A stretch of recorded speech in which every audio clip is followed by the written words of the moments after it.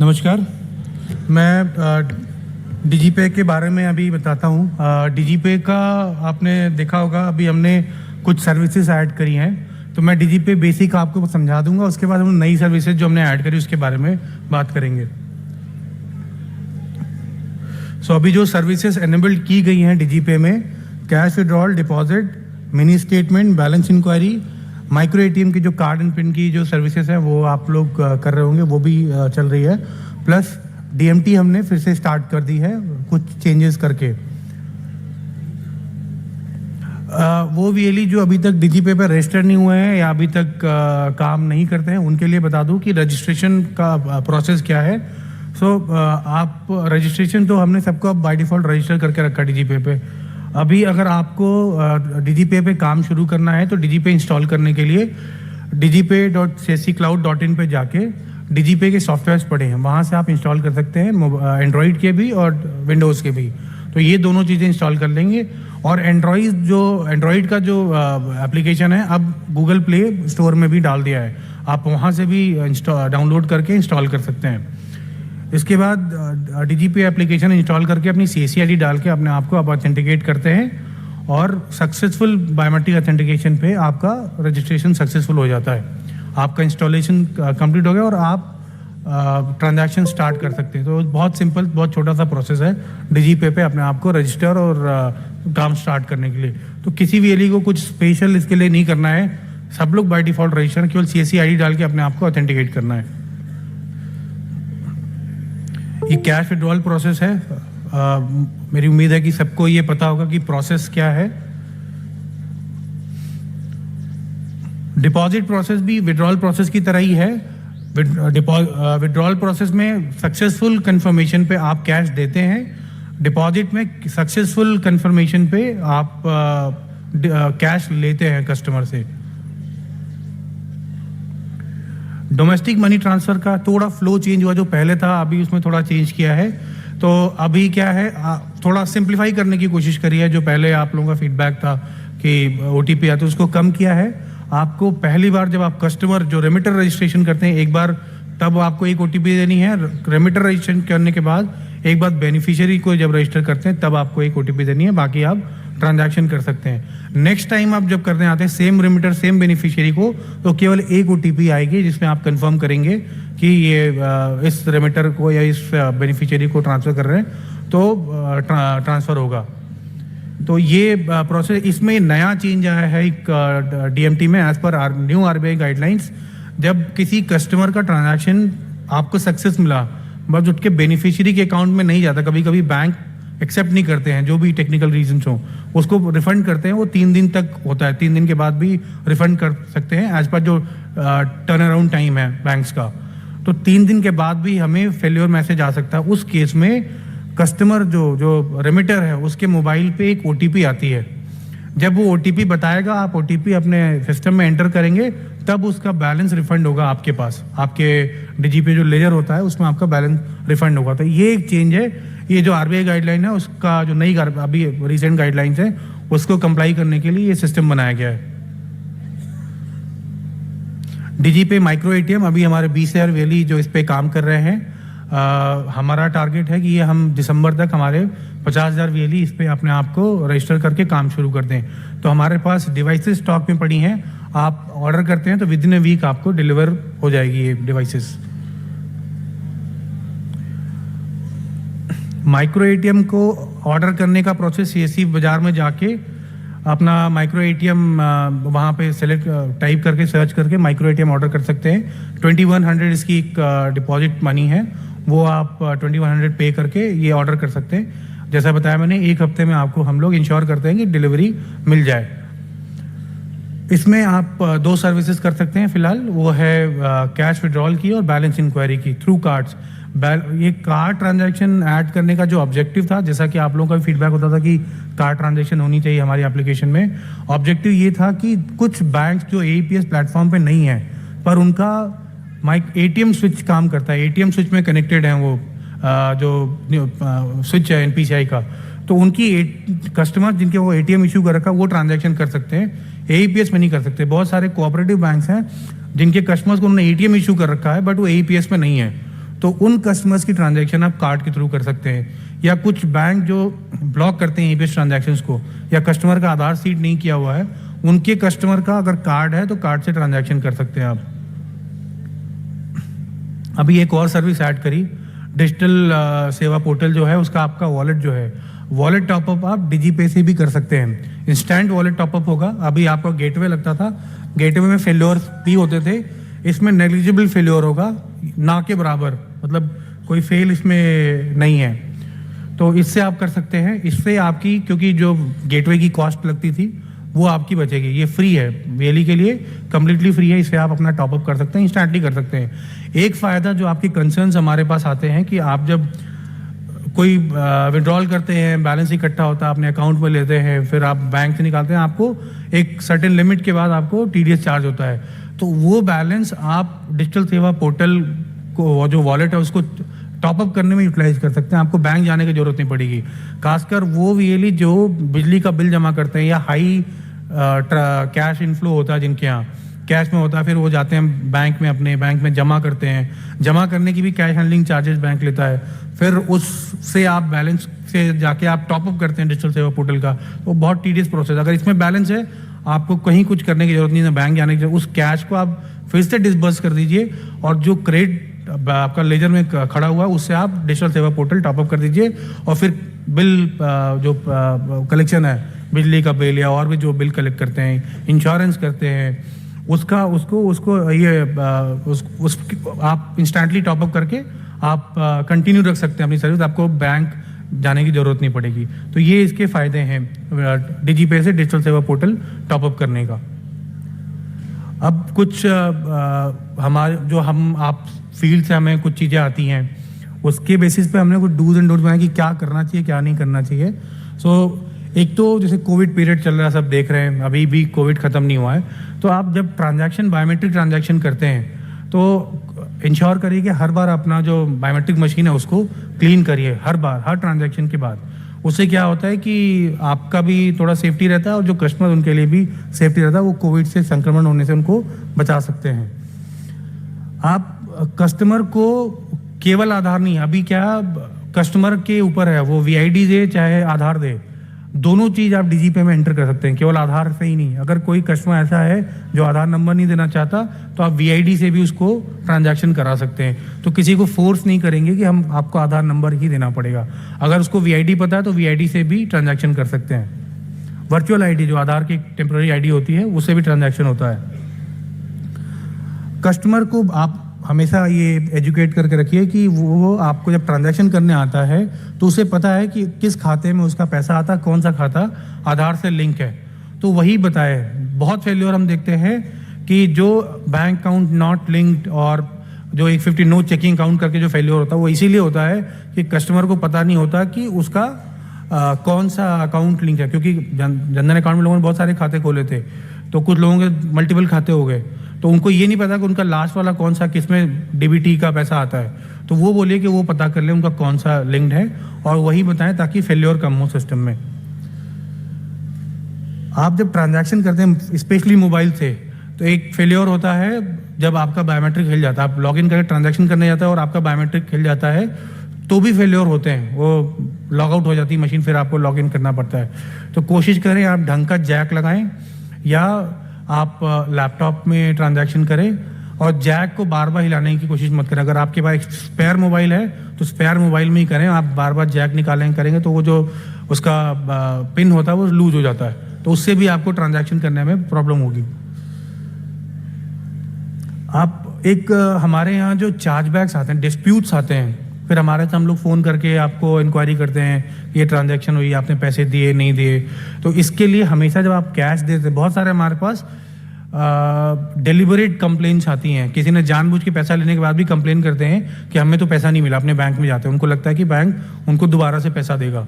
तो उस केस में आप एक रजिस्टर मेंटेन करिए जिसमें कोई ऐसा कॉन्फिडेंशियल डिटेल ना रखे, जैसे आधार नंबर ऐसा कुछ ना लिख के, उसका नाम, नंबर, उसका पता लिख ले और उससे सिग्नेचर ले ले कि उसको आपने ये पैसा दिया है, प्लस उसको रिसिप्ट भी जरूर दें। अभी एक हमने मशीन इंटीग्रेट करी है जो हम लोग हमारे पोर्टल पर भी अवेलेबल है, तो वो बहुत इकोनॉमिकल प्रिंट से निकाल सकते हैं, कॉस्ट उसकी कम होती है, कंपेयर टू जो नॉर्मल प्रिंटर होता है, तो आप उसको यूज़ करें। थर्मल प्रिंटर प्रिंट निकलता है, बहुत इकोनॉमिकल है, छोटा सा उसमें एक रोल लगता है, तो प्रिंट करके रिसीप्ट जरूर दें और अपने रजिस्टर में उनसे एक्नॉलेजमेंट जरूर लें कस्टमर से कि उनको पैसा मिल गया है। तो क्या होता है, ये जो डिस्प्यूट्स आता है अननेसेसरी, आप भी हैरास होते हैं, हमारे यहाँ भी एक प्रोसेस में कोई ना कोई लगा आता है, इंक्वायरी करना, इन्वेस्टिगेटिव रिपोर्ट सबमिट करना, वो हम और आप दोनों बचेंगे उससे। बहुत सारे लोगों का क्या होता है कि बैंक डिटेल अपडेटेड नहीं है या वो अपडेट कर देते हैं, उन्हें पता नहीं होता है। तो जब अपडेट करते हैं तो आपको इंश्योर करें कि आपकी QC हो जाए, और अपडेट करते समय अपने डॉक्यूमेंट सही से अपलोड करें। डिजिटल सेवा पोर्टल register.ch.gov.in पे जो आप लोग अपडेट करते हैं, तो उस पर जो आपका प्रूफ अपलोड करते हैं उसको थोड़ा पिक्चर क्लियर करके करें ताकि वो QC हो जाए प्रॉपरली और आपका पेमेंट जाने लग जाए। तो आपका बैंक अकाउंट और इनएक्टिव अकाउंट लिंक ना करें। तीसरा, आप कोशिश करिए कि DigiPay में जो ट्रांजैक्शन करें उसका सेटलमेंट किसी करंट अकाउंट में करें। सेविंग्स अकाउंट में बहुत सारी लिमिट्स होती हैं, तो हम जो पेमेंट करते हैं, पे आउट्स आप जो करते हैं, आप कहते हैं फेल हो गया, तो हर बैंक ने सेविंग अकाउंट में कुछ लिमिट लगा रखी है। तो उससे वो लिमिट क्रॉस होने के बाद वो क्या होता है कि वो एक्सेप्ट करते हैं, 2-3 दिन बाद फिर रिफंड करते हैं, तो आपका पैसा 3-4 दिन तक फंसा रहता है सिस्टम में, बैंकिंग सिस्टम में फंसा था। वो हमारे पास नहीं होता, वो बैंकिंग सिस्टम में फंसा होता है। तो इसलिए कोशिश करें कि आप करेंट अकाउंट खोलें जिसमें आपकी लिमिट हो, जिसमें कि आप 2 लाख, 3 लाख, 4 लाख, आज एक वेली मिले जो लोग कहते हैं कि रोज का वो 8 लाख का ट्रांजैक्शन करते हैं, तो ऐसे लोगों के लिए करंट अकाउंट रहेगा तो अच्छा रहेगा। नहीं तो वो 1-2 लाख क्रॉस करने के बाद बैंक रोक देता है, वो एक्सेप्ट नहीं करता, वो रिफंड कर देता है। तो वो करंट अकाउंट आप यूज़ करें DigiPay के लिए, सेटलमेंट के लिए। एक आइरिस स्कैनर अगर आप कर सकते हैं तो आइरिस स्कैनर से ट्रांजैक्शन करें। आइरिस स्कैनर में फेल्योर बहुत कम है। फेल्योर क्यों, जैसे कैटरैक्ट है, ऐसा कुछ है, वो ज़्यादा है तो ही फेल होता है। बायोमेट्रिक में फेल्योर बहुत सारे रीजन से होता है, किसी के स्वेटिंग होता है हाथ में, ड्राई है फिंगर, या फील्ड में काम करते हैं, मिनीशियस मिट गए, कहीं कट लग गया, तो उसकी वजह से फेल हो जाते हैं। सबसे ज़्यादा फेलियर हमारे सिस्टम में यही है, U3 से या बायोमेट्रिक मिसमैच से फेलियर होते हैं। तो उसको अवॉइड करने के लिए अगर आप आइरिस स्कैनर यूज़ करेंगे तो वो फेलियर कम हो जाएंगे आपके। आखिरी जो एक जो सजेशन है, हमने देखा है कि बहुत सारे प्लेयर्स मार्केट में हैं और सब अपनी ब्रांडिंग करते हैं। हमारा जो DigiPay की अब जो ये आपने बैनर देखा जो फ्रंट पेज पे, वो बैनर हमने शेयर किया हुआ है।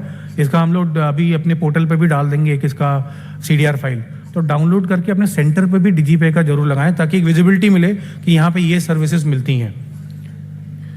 अब कुछ चीज़ें जो अवॉइड करनी है ट्रांजैक्शन करते हुए जब DigiPay का आप काम करते हैं, कस्टमर से कोई पर्सनल डिटेल अगर वो नहीं देना चाहता, कंसेंट नहीं है, तो जबरदस्ती मत लीजिए अपना वो मेंटेन करने के लिए रजिस्टर।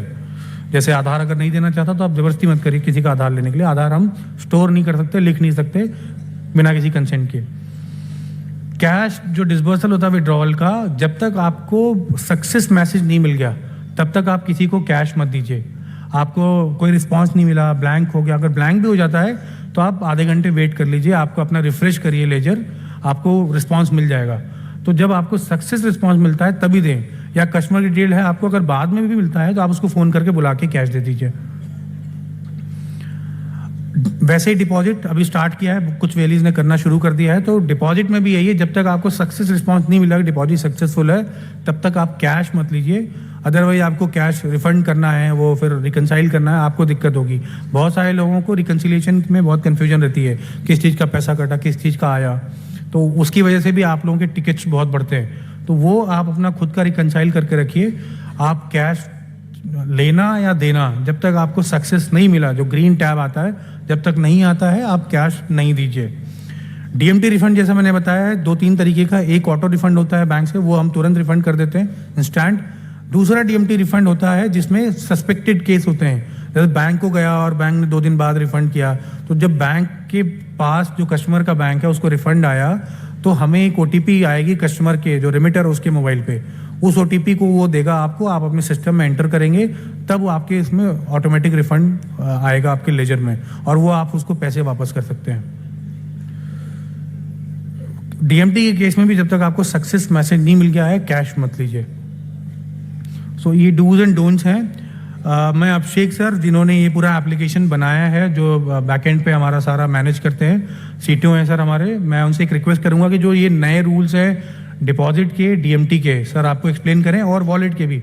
डिजिटल सेवा तीनों जो नई सर्विसेज लॉन्च हुई हैं उसके कुछ रूल्स बैकएंड में रखे गए हैं कि क्या होगा, किस तरह होगा, वो सर एक बार आपको एक्सप्लेन करेंगे। और सीएससी पे के बारे में भी सर बताएंगे। सर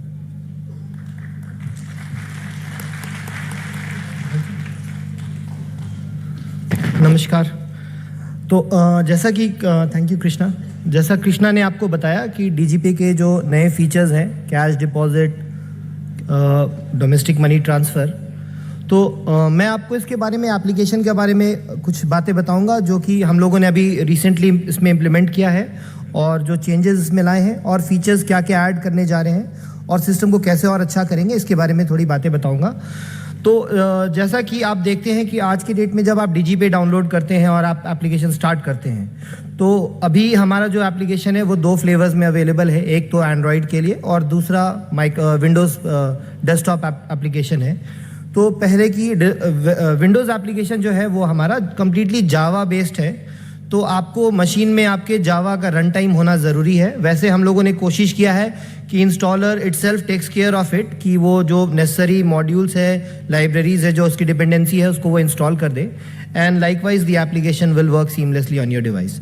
सेकेंडली, जब भी आप कोई जैसा कि आप जानते हैं कि डीजीपे इज AEPS एप्लीकेशन और वो बायोमेट्रिक ऑथेंटिकेशन पे काम करता है। तो मोडालिटीज़ ऑफ बायोमेट्रिक जो सपोर्टेड है वो फिंगरप्रिंट है और आइरिस। तो आपको जो भी फिंगरप्रिंट डिवाइस या आइरिस डिवाइस आपके पास है, आप कोशिश करें कि उसका latest version of RD registered device service, जो कि OEM जो भी डिवाइस मैन्युफैक्चरर है उसके तरफ से मिलता है, उसको आप अपने सिस्टम में हमेशा रेगुलरली अपडेट करें। अपने विंडोज़ के पैचेस को भी आप रेगुलरली अपडेट करें, तो कि सो दैट कि आपका एप्लीकेशन सीमलेसली चले। Same with Android as well, आप एंड्रॉयड में भी अपने RD सर्विसेज का लेटेस्ट ड्राइवर्स अपडेट करके रखें। अब हम लोग एप्लीकेशन की बातें करेंगे। एप्लीकेशन में जैसा कि आपने देखा है कि पहले हम लोग बोलते थे कि आप इसको रजिस्टर करो और ये स्टार्ट करो, बट अभी हम लोगों ने एक इनिशिएटिव लिया है कि सिंस अगर आप CSC ID आपके पास है और आप एक CSC के VLE हैं, तो जिस तरह से आप हमारा पोर्टल एक्सेस कर सकते हैं, हम लोगों ने कोशिश किया कि सिमिलर वे में आप डीजीपे भी एक्सेस करें। So there is no registration required. बस एक है कि एक टर्मिनल का आइडेंटिफिकेशन उसमें स्टार्ट के समय चाहिए होता है कि सिंस इसमें फाइनेंशियल ट्रांजैक्शंस हो रहे हैं, इसीलिए तो आपका CSC ID आप लेते हैं और उसके बाद फिर आप ऑथेंटिकेशन करके, डुअल फैक्टर ऑथेंटिकेशन है इसमें, जो कि बहुत सारे कंप्लेंट्स हमारे पास, बहुत सारे रिक्वेस्ट आते हैं कि आप वो हटा दो, बायोमेट्रिक फिंगरप्रिंट से लॉगिन हटा दो, OTP हटा दो। बट ये एक मैंडेट है RBI की AEPS के लिए कि वहाँ पे डुअल फैक्टर ऑथेंटिकेशन होना चाहिए। We are working to its कि हम लोग और इसको सीमलेस कैसे कर सकते हैं with in the ambit of statutory compliance. जो भी रिक्वायरमेंट है, गाइडलाइंस जो प्रेस्क्राइब करता है, उसको बिना वायलेट किए हुए जो भी इसमें और हम लोग बेहतर कर सकते हैं, हम लोग उसमें काम कर रहे हैं और उसको ज़रूर बढ़िया करेंगे। और अब इसमें जो लॉगिन के समय जो हम लोगों ने फीचर इनेबल किया है कि हम लोग ने CSC में शुरू से एक फैसिलिटी दिया है कि जितने भी VLEs हैं वो अपने नीचे अपने साथ में 3, 2, 5 ऑपरेटर ऐड कर सकते हैं, जो कि उनके कियोस्क सेंटर पे काम कर सकते हैं। सो उसी तरह से CSC के जो VLEs हैं जिनके पास 2-3 ऑपरेटर हैं, जिन्होंने प्लान करके रखा है कि हाँ मेरा एक काउंटर है वो डीजीपे का काम करेगा, दूसरा काउंटर है हो सकता है वो बैंकिंग का करे या फिर कोई ट्रैवल करे, तो उस तरह से आप डीजीपे का भी स्पेसिफिक कंट्रोल अपने ऑपरेटर को दे सकते हैं। जैसे कि बहुत लोग का कहना है कि मुझे बार बार मैं हर समय अपने शॉप में नहीं रहता हूँ या अपने कियोस्क में नहीं रहता हूँ, मुझे बाहर जाना पड़ता है, तो मुझे बार बार वो फिंगरप्रिंट से लॉगिन करने में बहुत कठिनाई आती है। तो इसका सोल्यूशन हम लोगों ने यही निकाला है कि जो आपका ऑपरेटर है, आज के डेट में आपके ऑपरेटर्स का भी हम लोगों ने कंप्लीट फुल KYC रजिस्ट्रेशन करके उसको ऑनबोर्ड करते हैं, तो हमारे पास उनका आधार टोकन स्टोर्ड होता है जिसके बेसिस पे बायोमेट्रिक ऑथेंटिकेशन हो पाता है। तो आपके ऑपरेटर भी आप डीजीपे में लॉगिन कर सकते हैं बिना किसी एडिशनल फंक्शनैलिटी के लिए। तो ये एक नया फीचर है जो बहुत आपको हेल्प करेगा। Thank you so much. अब आगे बढ़ते हैं। अब जो फीचर्स हम लोगों ने इसमें इम्प्लीमेंट किया है, एक तो वो कैश विड्रॉल है, दूसरा डिपॉजिट और जो डोमेस्टिक मनी ट्रांसफ़र, बाकी बैलेंस इंक्वायरी, मिनी स्टेटमेंट तो आप करते ही हैं। साथ के साथ हम लोगों ने वॉलेट टॉपअप भी दिया है। तो पहले वॉलेट टॉपअप की बातें करते हैं। तो वॉलेट टॉपअप में जैसा कि डिजिटल सेवा पोर्टल का वॉलेट है, उसमें आज की डेट में एक VLE का लिमिट है कि हम लोग एक अकाउंट में नॉट मोर देन 2 लाख रुपए हम लोग नहीं रख सकते हैं। तो जब आप वॉलेट टॉपअप करते हैं तो आप एक चीज़ का ध्यान रख लें कि आप देख लें कि आपके डिजिटल सेवा पोर्टल में आपका वॉलेट का बैलेंस क्या है। सेकेंड, आपके जो डीजीपे के बैलेंस है उसमें एडिक्वेट फंड है कि नहीं वो ट्रांजैक्शन करने के लिए। फिर आप अगर आप ट्रांजैक्शन करेंगे, यहाँ पे एक हम लोगों ने चेक लगाया है कि मिसयूज़ नहीं हो, इसीलिए हम लोग बोलते हैं कि जो VLE है वो खुद ही अपना बायोमेट्रिक ऑथेंटिकेशन करके इस ट्रांजैक्शन को पूरा करे, सो दैट कि आपके पैसे भी सेफ रहे और ट्रांजैक्शंस भी सेफ रहें। तो जब भी टॉपअप करेंगे, अगर इस रूल के अंदर में अगर आप टॉपअप करते हैं तो कोई भी ट्रांजैक्शन आपका फेल नहीं होएगा। अगर इन केस आपको रियल टाइम में अपडेट नहीं मिल गया तो प्लीज़ आप पैनिक मत करिए। आई थिंक हम लोग उसको अभी वर्कआउट कर रहे हैं कि जो बैचेज हैं बैकएंड के जो अभी कुछ डिले से चल रहे हैं उसको हम लोग स्पीड अप कर रहे हैं कि ये जो इस तरह के फेलियर्स हैं इसको एड्रेस करके मैक्सिमम 15 to 20 मिनट्स के अंदर में आपके वॉलेट में हम लोग वापस क्रेडिट करा दे पैसा। तो ये वॉलेट टॉपअप में ऐसा है।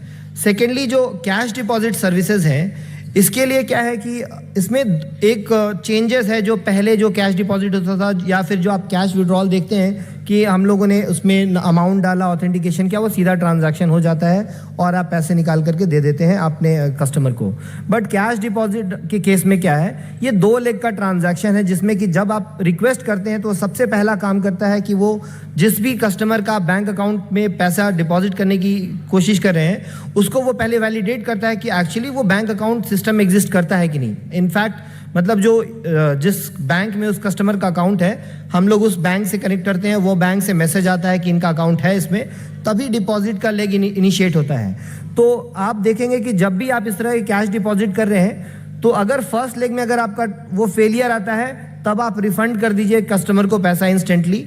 अगर वो फर्स्ट रिफंड में ट्रांजैक्शन के रिस्पॉन्स में अगर आपको सक्सेस आया या पेंडिंग आया तो आपको कैश नहीं रिफंड करना है कस्टमर को, क्योंकि वो कैश डेफिनेटली T+1 पे कैश उसके अकाउंट में डिपॉजिट हो जाएगा। इन केस नहीं आता है तो आपको एकदम 24 से 48 घंटे के अंदर में ही रिफंड होगा। और आपको भी यही मैं तब सजेशन दूंगा कि आप भी इसको इसी तरह से ट्रीट करें कि इसमें ना आपको इनकन्वीनियंस होगा ना कि आपके कस्टमर को इनकन्वीनियंस होगा। तो बेटर है कि हम लोग सेफ रहें और ट्रांजैक्शंस को उसी रूल के अकॉर्डिंगली फॉलो करें जो प्रेस्क्राइब गाइडलाइंस है। सिमिलरली DMT के बारे में हम लोग बात करेंगे। DMT में थोड़े से चेंजेस हैं, जो पहले जैसे DMT करते थे हम लोग उस तरह से नहीं है। आज की डेट में जैसे DMT का जो बेसिक रूल है कि आपको एक रेमिटर को रजिस्टर करना है और एक रेमिटर अपने अंदर में बेनिफिशियरी रजिस्टर करते हैं जिनको वो फंड ट्रांसफ़र कर सकते हैं। ये चीज़ें आज भी हैं, बट हम लोगों ने यहाँ पे थोड़ा सा चेंजेस किया है कि जब भी आप एक रेमिटर को ऐड कर रहे हैं तो मान लीजिए कि एक VLE है, उन्होंने एक रेमिटर को ऐड किया। अब वो रेमिटर आज यहाँ ट्रांजैक्शन करने के लिए उनको अपने डिटेल्स देकर के एक OTP ऑथेंटिकेट करके फर्स्ट टाइम रजिस्ट्रेशन करना है। उसके बाद जब बेनिफिशियरी ऐड करेंगे फिर बेनिफिशियरी को वो ऑथेंटिकेट कर लेंगे, फिर वो फंड ट्रांसफ़र करेंगे तो फंड ट्रांसफ़र में एक OTP आता है और फंड ट्रांसफ़र कर सकते हैं। बट अब इन केस ये जो कस्टमर है ये कल को किसी VLE-C के पास जाते हैं तो वहाँ पे इनको OTP देने की ज़रूरत नहीं पड़ेगी, या वो रिपीट A के पास आते हैं तो भी OTP देने की ज़रूरत नहीं है। बस रेमिटर का मोबाइल नंबर डालेंगे, रेमिटर का जो स्क्रीन और डिटेल्स आता है वो वहाँ पे लॉगिन कर जाएंगे, जिसमें कि बेनिफिशियरी का डिटेल्स, उनकी ट्रांजैक्शन हिस्ट्री, वो सारी चीज़ें आपको वहाँ दिख जाएगी। और जब ट्रांजैक्शन मतलब जब फंड ट्रांसफ़र कर रहे हैं हम लोग डोमेस्टिक मनी ट्रांसफ़र में, इसमें 2 रूल्स हैं कि आप किसी भी बेनिफिशियरी को हमारे पूरे सिस्टम में 1 महीने में 50,000 से ज़्यादा नहीं दिया जा सकता है, ट्रांसफ़र नहीं किया जा सकता है। दूसरा कि जो एक रेमिटर है वो 1 महीने में 25,000 से ज़्यादा किसी को ट्रांसफ़र नहीं कर सकता है। तो इस रूल को हम लोग होल्ड करके रखेंगे और आप भी इसका ध्यान रखेंगे। और सिमिलरली आप अपने कस्टमर्स को भी एजुकेट करेंगे और जो VLEs हैं नियर बाई जो आज यहाँ नहीं मौजूद हैं उनसे भी आप संपर्क करके उनको भी इस चीज़ के बारे में बताएंगे।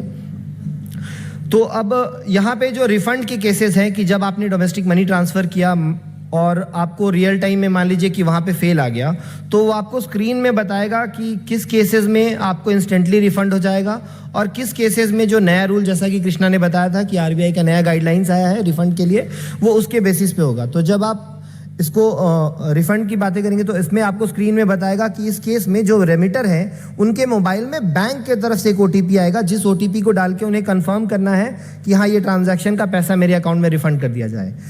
जब तक वो OTP इस वाले केसेस में जब तक रेमिटर के पास से OTP नहीं डाल करके आप वेरीफाई करेंगे तब तक वो अमाउंट रिफ़ंड नहीं होएगा। और इन केस अगर रेमिटर को मोबाइल नहीं आया है तो वहाँ पे स्क्रीन में ऑप्शन है, आप वहाँ से OTP रीसेंड करवा सकते हैं अपने पास, और जैसे ही आप रिफ़ंड कराएंगे वो अमाउंट जो बैंक में कट करके चला गया है वो वापस आपके अकाउंट में आ जाएगा, और जिस VLE ने ये ट्रांजैक्शन किया है उसी VLE के पास ये पैसा वापस आ जाएगा और आप ये कैश वापस हैंड ओवर कर सकते हैं कस्टमर को।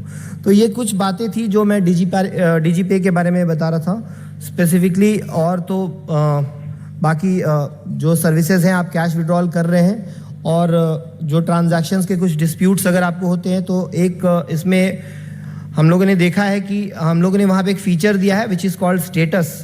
तो आपको ये रिक्वेस्ट करूँगा कि अगर आपके कभी भी ट्रांजैक्शंस आप कैश विड्रॉल कर रहे हैं और आपको इंस्टेंटली कोई रिस्पॉन्स नहीं आया और आप डिसीजन नहीं ले पा रहे हैं, तो आप अगर वहाँ पे स्क्रीन पे आपके पास स्टेटस का बटन इनेबल हो रहा है तो आप वहाँ से स्टेटस कर लीजिए कॉल, या तो फिर आप अपने ट्रांजैक्शन हिस्ट्री में जा करके उस पर्टिकुलर ट्रांजैक्शन का आप स्टेटस इंक्वायरी करेंगे। तो जब आप इसका स्टेटस इंक्वायरी करेंगे तब वो क्या होगा कि इंस्टेंटली अगर वो सक्सेस होगा तब तो आपको सक्सेस बता देगा, नहीं तो वो एक रिफंड ट्रिगर कर देगा और आपको कस्टमर को पैसे नहीं देने हैं। तो ये कुछ रूल्स हैं, हम लोगों ने इसका मैनुअल भी बनाया है और शेयर भी करते रहते हैं हम लोग रेगुलरली। अगर और अपडेटेड मैनुअल भी आपके साथ हम लोग जल्द शेयर करेंगे फिर से, सो दैट कि आप लोग सब लोग अपडेटेड रहें और ट्रांजैक्शंस आपके और सिस्टम भी अच्छा चले। बाकी DigiPay के लिए अभी हमारे तरफ से इतना ही। धन्यवाद।